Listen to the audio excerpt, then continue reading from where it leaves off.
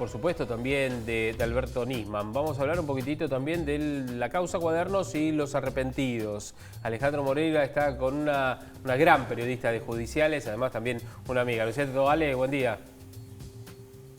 Buen día, Javier. Claro, sí, estamos con Lucía Salinas, que le dedicó unas líneas en el diario Clarín a la situación de la causa de Alberto Nisman y de los 5 años después de que apareciera muerto el fiscal. Y por supuesto, más allá de ese tema, también podemos tocar otros temas porque, bueno, sabemos todo lo que conoce Lucía y nos va a poder dar un pantallazo. Pero para empezar, ¿qué tal? ¿Cómo estás, Lucía? Comencemos hablando de esto justamente, ¿no? Lo que vos dijiste en la nota, a 5 años, ¿cómo está la causa de Nisman? Bueno, 5 años desde que se encontró al fiscal Alberto Nisman sin vida en el baño de su departamento. Todo lo que ocurrió, porque si tiene algo de particular esta causa es el gran componente político y si hay algo que ha dividido a la dirigencia política es justamente esta investigación que determinó la justicia en manos del juez Julián Ercolini y el fiscal Eduardo Tayano, es que esto se trató de un homicidio.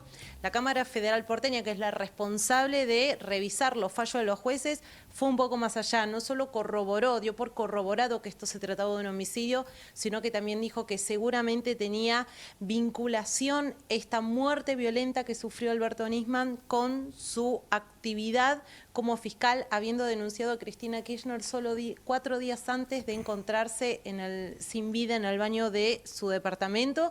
Esto es el expediente hoy. Se habla de un homicidio, Diego Lagomarsino acusado como partícipe necesario de ese homicidio, los 4 ex custodios acusados de incumplimiento de los deberes de funcionarios públicos por no haber velado por el bienestar, la vida de Alberto Nisman, y 2 de esos policías procesados por encubrimiento de un homicidio.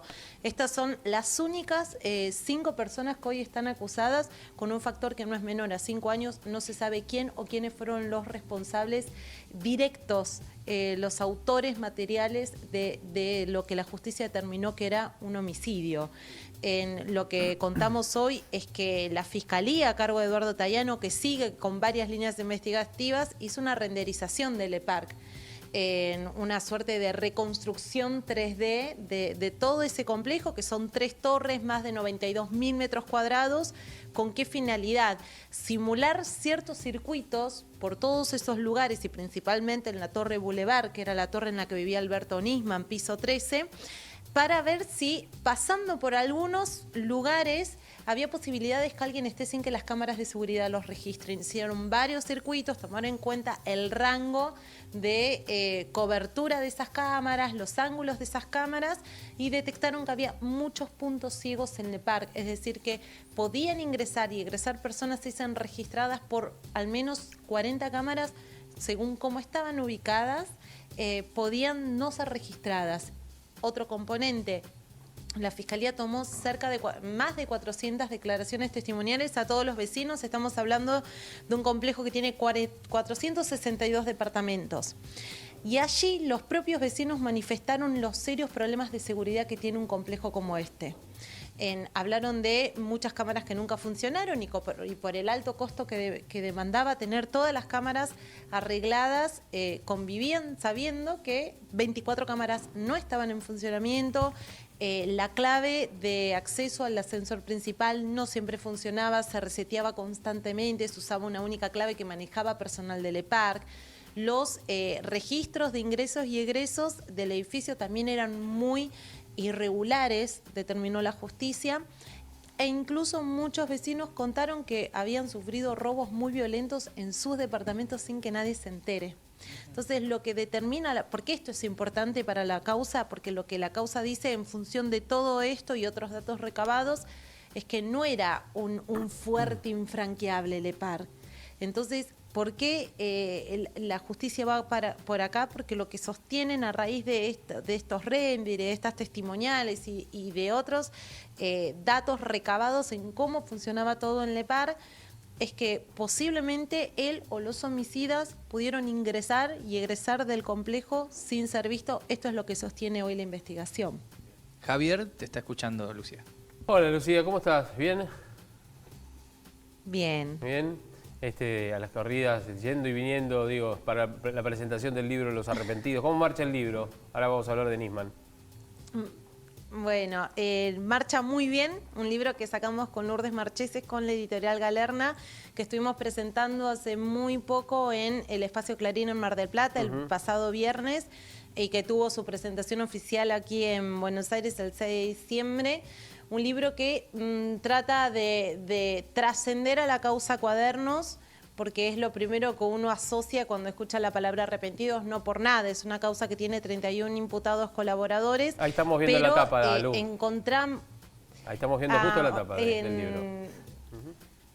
Sí, está. bueno, ahí la tapa justamente lo que marca es el recorte histórico que hicimos, porque el libro empieza en 1975, termina en 2019 y tiene este subtítulo que es los testimonios que hicieron temblar el poder. ¿Por qué? Porque nos encontramos con muchas voces que queríamos convertir en historias, que eran personas que habían sido parte a lo largo de los distintos momentos de la política argentina de estructuras de corrupción que estaban particularmente enquistadas en el poder político y que motivados por distintas circunstancias decidieron confesar ante la justicia, obviamente buscando un beneficio personal, porque lo que hay que entender es que, por un lado, todas estas personas fueron parte de hechos delictivos y es lo primero que tuvieron que admitir ante la justicia, y después que claramente esto se trata de una negociación. Claro. Quien aporta algo quiere también obtener un beneficio de la justicia, con una particularidad. Hay una gran cantidad de testimonios que planteamos en el libro que son personas que no contaban con una ley, porque la ley del imputado colaborador, mal llamada el arrepentido, es muy nueva, fue sancionada en 2016 bajo la gestión de Mauricio Macri, pero quienes oficiaron de arrepentidos en distintas causas de corrupción previo a esa fecha, tuvieron que rebuscárselas para ver cómo negociaban con la justicia y la justicia también ver cómo tomaba esos testimonios para las distintas investigaciones. Porque aparte los arrepentidos o los imputados colaboradores, como se dice digamos, en el léxico judicial, para nosotros los arrepentidos, porque encierra un montón de cosas y no hay que definir mucho, no son aquellos solamente que han cometido un delito y para lograr un beneficio, como decís vos, se arrepienten, sino aquellos que tal vez no, participaron en un hecho delictual, pero no son los protagonistas y los vieron involucrados y ellos también se arrepienten de alguna manera porque nunca estuvieron involucrados en la misma. Digo, no quiero decir aquel que va y denuncia, sino que también lo roza una causa judicial y dice, mira, en realidad yo sé que fueron ellos, porque se está salvando el pellejo él mismo, ¿no? Sí. Bueno, todo aquel que se arrepiente en una causa judicial en la que esté implicado, claramente lo que busca es resguardarse. Claro. Y conseguir una mejora de su situación, sea en un eventual juicio, tener una condena menor, una persona que está detenida, obtener su excarcelación, o mejorar lo que puede llegar a ser un procesamiento, embargos, avance de la justicia sobre su patrimonio. Lo que permite la ley del arrepentido es esto, sentarse a negociar, que esto es lo que muchos ponen en discusión, porque es una ley controvertida, porque es una ley que tiene muchas voces en contra y muchas voces a favor. Nosotras en el libro no llegamos a una conclusión única, de hecho hay un capítulo específicamente abocado a la ley del arrepentido y allí hay 30 personas hablando a favor y en contra de esta ley. ¿Para qué? Para que el lector elija con qué voz se siente más representado. Está muy bien.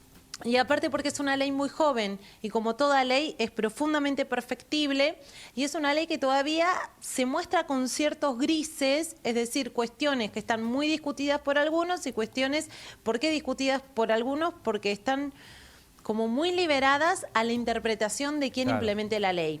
Y esto es como lo más riesgoso, por decirlo de alguna manera. Pero claramente es algo que nosotras planteamos como interrogante a lo largo del libro, si es finalmente una ley de la... Ahí se cortó. No expone una falencia del del Poder Judicial al momento de investigar. ¿No puede la justicia avanzar sobre grandes estructuras de corrupción sin una voz interna que exponga las responsabilidades de otros? Y por otro lado, si finalmente no es una ley en la que el Estado se termina sentando a negociar con el delito, cuando el Estado debería ser garante de la lucha contra el delito, llegar como prevenirlo, llegar antes, no siempre actuar sobre ya lo consumado. Claro, por eso digo, muchas veces se pone la lupa en esta cuestión, ¿no? Y volviendo al caso Nisman, Lucía, que estamos justamente... Mira, dentro de unas horas, menos de 12 horas, se cumple el 5º aniversario de que Diego Lagomarsino le entrega el arma. Porque hoy se cumplen 5 años del momento en el cual, alrededor de las 8, 8:30 de la noche, le entrega el arma a Alberto Nisman, ¿no? Y en esta causa no hay arrepentido. Arma que la justicia... Sí. ¿Cómo? No, arma que la justicia calificó como el arma homicida, un arma versa. De eso no hay duda. De la utilización del arma no hay ningún tipo de duda, ¿no es cierto? Ahora, en un país lógico, pregunto, ¿no? Vos que tenés tanta experiencia en materia judicial, Diego Lagomarsino está procesado, imputado como partícipe necesario de un homicidio, ¿correcto? Sí. Sería un magnicidio de alguna manera, ¿no? Por las características de quién se trata y demás. Lo podemos rotular así, pero digamos, por un homicidio. ¿No debería estar preso por las características y demás? Bueno, Diego Lagomarsino permanece con tobillera electrónica. La justicia no encontró un riesgo inmediato en él para dictarle una... Entendiendo que él fue partícipe de un homicidio que ya está consumado. Y aparte estamos en una situación, como yo les decía al comienzo de esta charla, bien particular porque estamos en un caso donde hay una persona fallecida, un juez y un fiscal que determinaron que se trató de un homicidio, hay un partícipe necesario, hay encubridores, pero no está el responsable. Sí. A 5 años todavía no se sabe quién fue el responsable de la muerte de Alberto Nisman. Una muerte que, reitero, es la justicia federal la que determinó que no se trató de un suicidio, que le cambió esa carátula inicial al expediente y que determinó que se trató de una muerte violenta, de un homicidio. Y que en función de eso es que parte de la causa sigue avanzando. Es una causa que una parte está corroborada, que está confirmada por la Cámara Federal porteña y que posiblemente el fiscal Eduardo Tayano va a pedir una elevación parcial a juicio. ¿Por qué parcial? Porque en primer lugar lo que solicitaría es que solo vayan a juicio los 4 ex custodios y en una segunda instancia, cuando se avance más en otras líneas investigativas sobre Diego Lagomarsino, que sea también el técnico informático quien también vaya a juicio oral. A ver, pero el estado actual... Te hago un punto ahí, a ver, porque es interesante, es muy interesante lo que vos decís. Es decir, Tayano, el fiscal de la causa, lo que va a hacer es dividir, como en la causa, más o menos, salvando las distancias, como en la causa AMIA, dividirla en dos. Digamos, la causa Cuadernos también está dividida, pero digamos, la primera parte o el primer juicio sería con los 4 efectivos policiales y ¿quién más? Sí. Solo los 4 efectivos policiales, porque en esta causa hay solo 5 procesados. Los 4 ex custodios que responden a la Policía Federal Argentina y Diego Lagomarsino son los únicos procesados en este expediente. ¿Qué sucede? Es que la Cámara Federal porteña, cuando confirma este procesamiento, lo que dice, bueno, no hay que olvidar que este homicidio pudo guardar relación con la denuncia realizada días previos a su deceso por parte del fiscal Nisman contra Cristina Kirchner, Héctor Timerman y ex integrantes de su gabinete y dirigentes kirchneristas también, porque estaba Luis Delía, Fernando Esteche y demás. Con lo cual, eso que hace que la investigación continúe, no es un expediente cerrado, y también porque la justicia entiende que tiene que seguir investigando sobre Diego Lagomarsino. Si Diego Lagomarsino tenía o no vínculos con los servicios de inteligencia, entre cruzamientos de llamados se generaron una batería de medidas después de esa confirmación de la Cámara Federal porteña que son importantes, te lo digo en números, se analizan 45.000 llamadas telefónicas. Claro. Se estudian 23.000 imágenes de las personas que ingresaron al EPARC desde el 16 al 18 de enero de 2015. Se están peritando 200 equipos tecnológicos, con lo cual, solo los números son inmensos. Y son números que se desprenden de medidas de pruebas que hoy están algunas en curso mucho más avanzadas, algunas que ya concluyeron, como las pericias tecnológicas, y que fueron entregadas a la Fiscalía y que están bajo análisis. Entonces, cuando todo este conjunto de baterías concluya y permita arribar a más conclusiones a la Fiscalía respecto al rol o a los vínculos que tenía o no Diego Lagomarsino con otro entorno que también está siendo muy investigado, que son los ex integrantes de lo que se conocía como la CIDE. Entonces allí habrá seguramente otro pedido de elevación a juicio, atribuyendo más responsabilidades posiblemente e incluyendo quizás en un futuro a otras personas. Bien, es decir, y es más, te digo, porque tal vez en el primer juicio se pueda conocer algo, o hasta la verdad. Si alguno de los imputados, alguno de los testigos refiere algo, y eso se podría llegar a trasladar luego al segundo juicio del caso Nisman, en donde va a estar Lagomarsino y puede haber algunos más involucrados también como imputados, ¿no? Esto suele pasar. Sí, pensemos que se están analizando teléfonos. Claro. Flotas telefónicas que pertenecían a la CIDE, flotas telefónicas que respondían a algunas líneas que respondían a Jaime Estiuso. No son cosas menores las que están bajo investigación, con lo cual me parece que el hecho de avanzar hacia una primera parte de elevación a juicio también es determinar, esta parte ya está cerrada, ya está concluida, ya está clausurada la investigación sobre al menos el rol, las irregularidades y lo que hicieron y lo que no hicieron los 4 custodios. Hay que seguir avanzando y profundizando las líneas de investigación sobre quién era, qué hacía, qué no hacía, con quiénes se vinculaba o no Diego Lagomarsino. Lucía, y a ver, viste que hoy también surgió, también en el diario Clarín, Héctor Gambini escribe respecto de, bueno, que hubo primero uno de los espías en la zona donde vive Lagomarsino, la zona de Martínez, ¿sí? ¿No? Martínez. De Martínez. Y tuvo alrededor de 27 llamados telefónicos ese día, el sábado fue, ¿no? El sábado 17, perdón. El 17, domingo 18, cuando se suponía que ya... Con su jefe de inteligencia, ¿no es cierto? Entonces, te pregunto, esto puede surgir a propósito de lo que vos decís, ¿no es cierto? De estas investigaciones que se están haciendo, estos análisis tecnológicos y de cruces de llamados, ¿no? Sí, esto es un entrecruzamiento de llamados que está a cargo de una división especial de la Policía Federal, donde lo que hay que entender es que este entrecruzamiento de llamados no tiene el contenido de las comunicaciones, lo que tiene es el comportamiento de esas líneas telefónicas, sus titulares, cuántas veces se comunicaron, con qué frecuencia, el tiempo de las llamadas y las celdas, que es decir, como la ubicación geográfica de dónde estaba la persona desde el momento que activa esos celulares. Hay lo que la Fiscalía llama informalmente como una explosión de llamados. Previo a lo que podría haber sido el rango horario de la muerte de Alberto Nisman, hay como una explosión telefónica y después hay una gran cantidad de horas donde todas esas flotas telefónicas están en un silencio absoluto, donde se desactivan.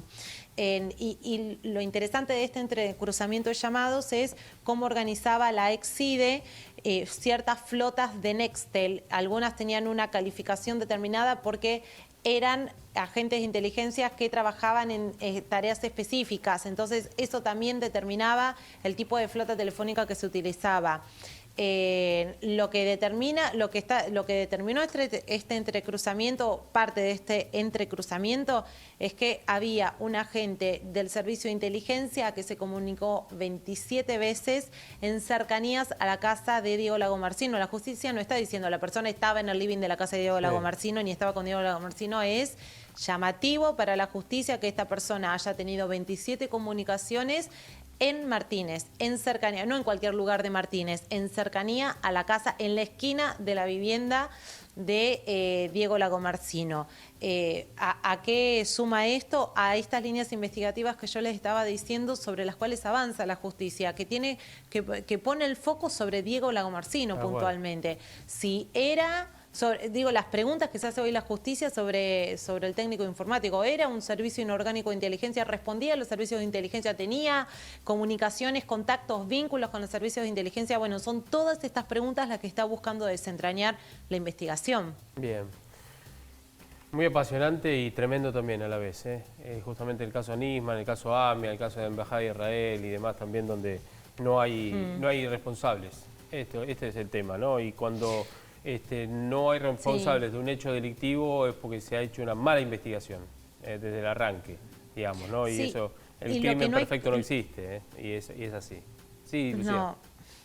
Lo que no hay que olvidar es que a raíz del manejo de la escena, de lo que la justicia llamó la escena del crimen, porque para el juez Julián Ercolini y el fiscal Eduardo Tayano esto fue un homicidio, hay una investigación también abierta, donde los imputados son la fiscal Fein, el juez que estuvo a cargo ese día, el entonces secretario de Seguridad Sergio Berni y otras autoridades. ¿Por qué? Porque el fiscal Eduardo Tayano entendió que hubo irregularidades en el manejo de esa escena. Claro. Entonces, esto que vos decías, si hay una investigación mal hecha, también hace que uno no sepa qué ocurrió puntualmente. Bueno, lo que se está investigando es cómo se manejó también esa escena, cuántas personas había, en esas imágenes de la Policía Federal que levantaron tantas críticas, ¿no? Ustedes las recordarán, sobre cómo se ingresó al baño, sobre si se perdieron rastros de ADN o no. La fiscal Fein, que se defendió en muchas oportunidades, y se escuchó recientemente también su voz en el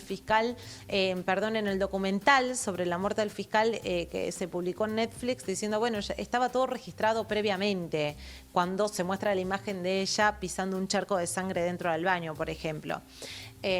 Con lo cual la causa de la muerte del fiscal Alberto Nisman derivó en otra investigación sobre funcionarios judiciales y funcionarios de la política y de las fuerzas de seguridad que tenían la responsabilidad, esto dice en su denuncia el fiscal Tayano, de preservar esa escena, y no fue así. Y que hubo una cantidad de irregularidades para Tayano que tuvieron que convertirse en otro expediente. Bien. Lucía, mil gracias, muchísimas gracias por hacerte un tiempito para nosotros, y por supuesto una alegría saber que sigue muy bien la venta del libro y esta presentación de Los Arrepentidos con Lourdes. Te mandamos un beso grande. Bueno, gracias. Muchísimas gracias, un beso para ustedes y buen fin de semana. Igualmente, gracias Ale. Muy bien, Javier, seguimos con ustedes. Perfecto. Gracias. Muchas gracias, muy apasionante, muy apasionante, parte de la forma de explicarlo.